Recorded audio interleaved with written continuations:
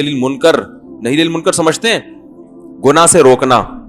بہت ساری حدیثیں ہیں جس میں آتا ہے کہ جو گناہ سے نہیں روکتے وہ بھی ان کے ساتھ گناہ میں شریک سمجھے جائیں گے.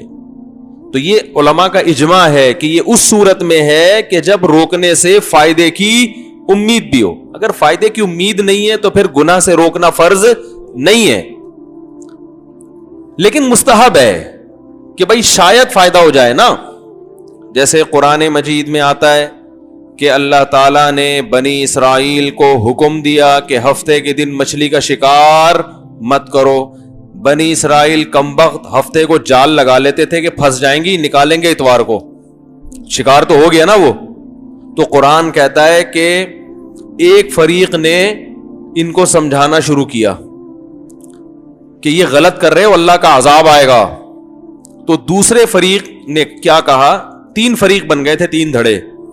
ایک جو اس گناہ میں مبتلا تھا، ایک جو اس گناہ سے روک رہا تھا، اور ایک جو نیوٹرل تھا، روک بھی نہیں رہا تھا.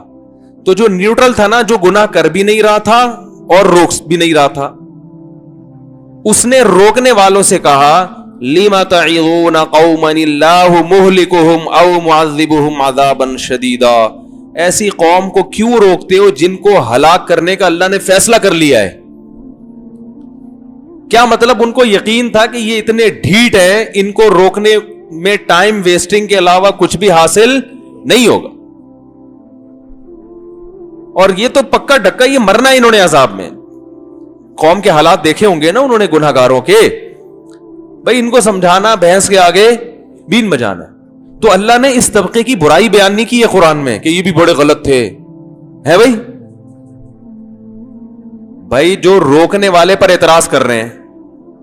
لِمَ تَعِظُونَ قَوْمًا، کیا کہہ رہے ہیں؟ بھائی تم ایسی قوم کو کیوں سمجھا رہے ہو جس نے ماننا ہی نہیں ہے؟ ٹائم ویسٹ کیوں کر رہے ہو؟ تو اس طبقے کو بھی اللہ نے برا نہیں کہا. تو پتہ چلا یہ بھی جائز ہے کہ آپ نہی عن المنکر ایسے موقع پہ نہ کریں. تو کرنے والوں نے کیا کہا؟ مَعْذِرَةً إِلَىٰ رَبِّكُمْ. بھائی قیامت کے دن اللہ کے سامنے عذر پیش کریں گے، اللہ ہم جو کر سکتے تھے ہم نے کیا، ہم روک سکتے تھے ہم نے روک لیا. وَلَعَلَّهُمْ يَرْجِعُونَ. اور ٹھیک ہے کہ ان سے ماننے کی امید نہیں ہے، لیکن شاید ان میں سے کوئی رک جائے.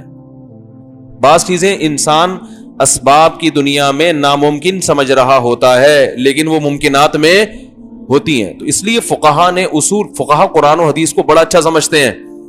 آج تو بزرگوں سے فقہا سے اعتماد ختم کیا جا رہا ہے نا، کسی سے نہیں سمجھو، ہم سے سمجھو.